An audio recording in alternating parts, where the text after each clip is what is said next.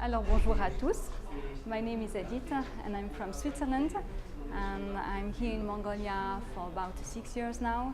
I live in ArtisAltai in the desert and I'm working in this project ArtisAltai. We make felt jewelries and we work with women that were living in the countryside and for some reason they had to move to the city center, to the province center, and then it was hard for them to find a job there.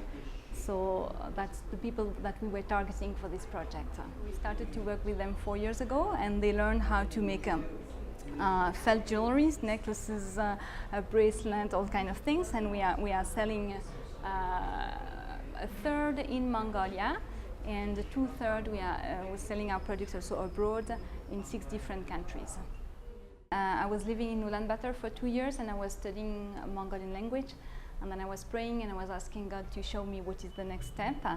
And I was invited in a village in the countryside and there was a felt workshop there.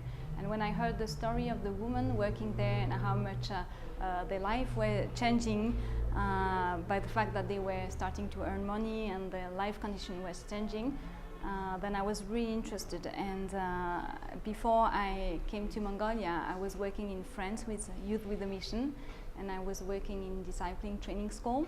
And this is something I really have a passion for. And just to make disciples, this is something I'm really passionate about. And my profession is a florist, so I like the creativity too. And so when I was there, I started to dream about a project, a training center where people could come, could learn professional skills, but also where they could learn about Jesus and where they could become disciples. And one of the challenges was last winter.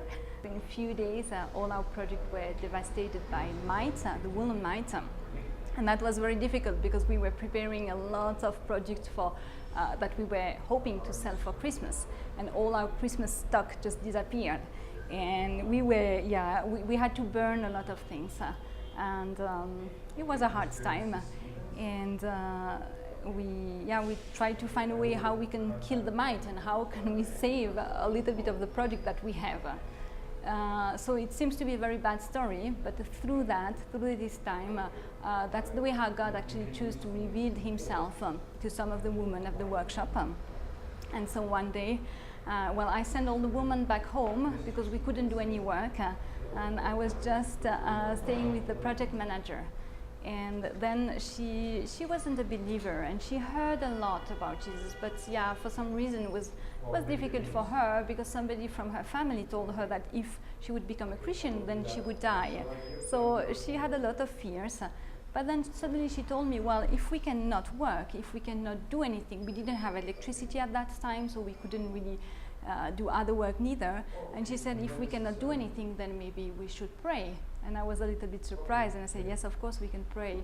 And we started to pray together.